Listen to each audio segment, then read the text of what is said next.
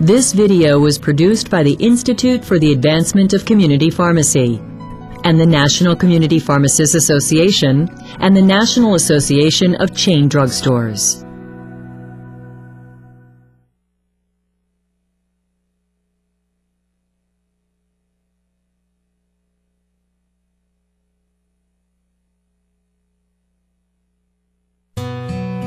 Well, we received a phone call from the physician explaining to us that there was a prescription error in that resulted in the death of a child.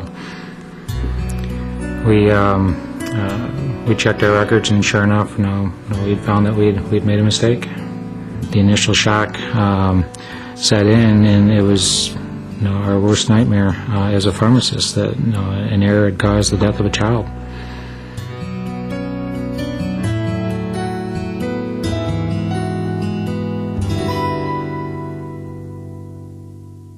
After this incident occurred, I had a couple of things I had to stand back and evaluate, find out if I enjoyed the profession. Was this my fault? Was this the system's fault? Where did the error occur? Can it be prevented in the future? And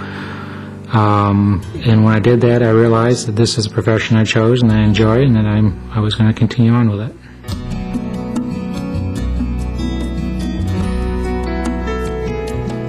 No matter how much public trust there already is invested in a particular sector of the economy, whether it's medicine, where we have to have medical help as people, whether it's aviation, which has become an integral part of the society, the fact is that if the public decides at any given point that they cannot trust a particular segment or sector of that industry, then that particular sector is in deep trouble.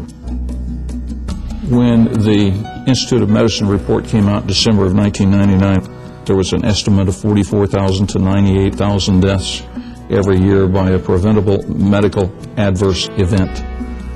7,000 deaths every year from medication errors alone. That doesn't mean that's all pharmacists or physicians. It means it's pharmacists, physicians, nurses, patients, all of those things together. What it means for pharmacy is that we need to understand that there's a problem there, and we've got to be willing to address that problem. Safety is about quality, and quality is about learning. And I think it's critical then for senior management in each organization to communicate to all other staff how important patient safety is.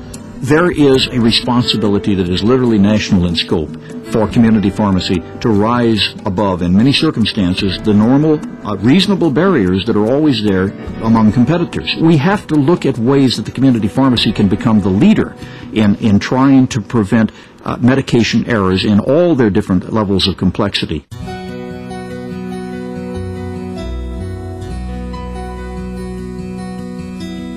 Pharmacy's changed dramatically over the last 25 years, and one of the things that we've had to do is to really focus our efforts on trying to figure out how to do things in a safe manner with the changing environment that we live in. If you're really going to have improvement, you have to learn from your past experience and even hypothesize what could happen in the future and then get better. So you really have to look at it from a systems perspective and say, blame isn't the answer. The answer is understanding why things happen the way they did and then taking the measures to make sure they can't happen in the future. There are always things within the systems where we work and outside of our own systems that contribute to these errors. And so instead of asking about who made the error, more and more it's becoming, as is appropriate, what allowed that error to take place. From my years of experience on the board, I can't even think of one case where we could actually say the pharmacist was incompetent and that's why the mistake happened. It just hasn't been that way. It's been because something went wrong. Something in the workflow broke down. Pharmacists need to have a process in place that works to diminish errors, and they should be disciplined for not having a process, not for making a mistake.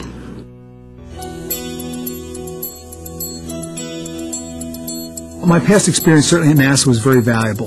With NASA, both the emphasis on spaceflight and safety there, as well as aviation in general, was really applicable to healthcare. It's applicable to anywhere, and it's thinking about things as systems, realizing that it's not just one person's job to get everything done. If pharmacies want to improve their quality and decrease their error rate, they need to have a system in place. They need to have a structure that leads to an appropriate process, and then that process will lead to good outcomes. We're beginning to recognize it's the system failures that allow these errors to happen, rather than the people failures. They're two separate things. We certainly can make mistakes at any point. What we have to do is go beyond that and focus on our systems and improve the systems that we work with. We always need to know not only what goes wrong, but what goes right in order to adjust our system to maximize the opportunity for zero defects, and that is something we can probably never achieve, but we can get incredibly close. All caregivers play a critical role in assuring safety and good outcomes for the patient, and clinical pharmacy is certainly one of the major players. Many patients have more frequent contact with their pharmacist on refills of prescriptions, etc., than they do with their physician or other caregiver. I think by the community pharmacist seeing what's going on, it adds one more redundancy, if you will, in the care pattern for our patients.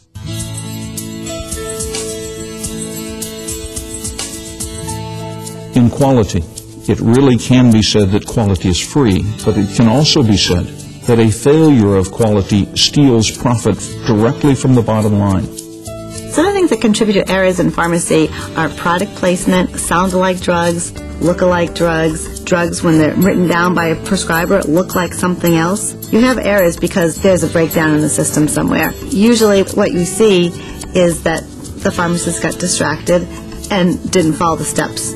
Many pharmacies are beginning to use checklists before they dispense a medication to a patient to assure that they don't overlook something. So they'll have things on the checklist like the name of the patient and their location, their age, their weight. Other medications need to be checked. There's a question about that. And as you go down through the list, it really helps you to recognize there may be some things that you otherwise would have overlooked. The use of technology is something that we've begun to embrace. We use robotics to help fill the prescriptions, and the use of to be checking the stock bottle to the finished product, images of the tablets or capsules to make sure that it's correct. Regular communication with our employees is essential, from regular meetings, staff meetings, to talk about the issues that we have, to making sure that when we do have issues that we talk about them. We need to learn from the mistakes that do happen. Sharing information is crucial to preventing mistakes from happening again in other situations. We should get the information out as quickly as possible, because usually if it's happened in one place, it certainly is going to happen in another place.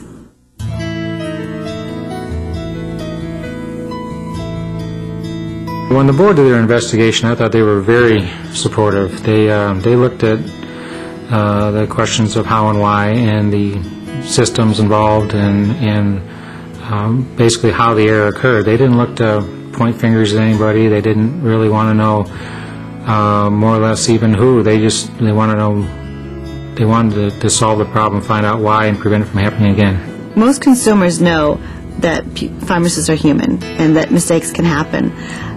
What they're looking for is to make sure that you're aware of it and that you care and that you don't want this to happen to somebody else. You've got to put together a plan of some type and you've got to implement it. But before you can do any of that, there's got to be a real commitment, and we found that the real difference is whether management makes a commitment to quality.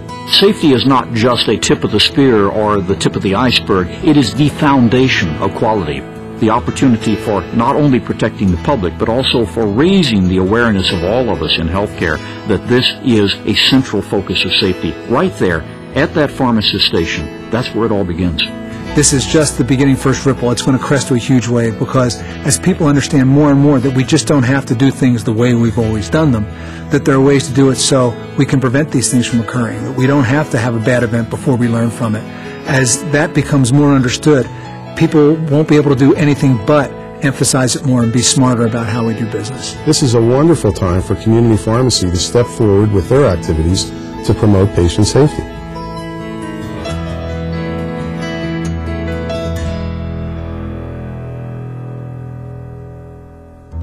A prescription for quality and patient safety. Create a culture of safety in your organization. Focus on systems, not individuals, and move beyond blame. Create a learning organization that allows staff to openly share what they have learned from incidents, near misses, and successes. Use appropriate technology. Remember that addressing human factors remains essential for ensuring quality. Learn from other high-performance industries. Use checklists, enhance staff communication, simplify workflow procedures, reduce distractions in the workplace, and create backup systems. Understand that community pharmacy is dependent on public trust. Commit to making quality care the foundation of your community pharmacy practice. This project was made possible by unrestricted educational grants from Adventis Pharmaceutical, Cardinal Health, GlaxoSmithKline, ScriptPro, and with support for the Institute for the Advancement of Community Pharmacy's Patient Safety Fellowship from Pfizer. For additional copies and information, please visit www.advancepharmacy.org.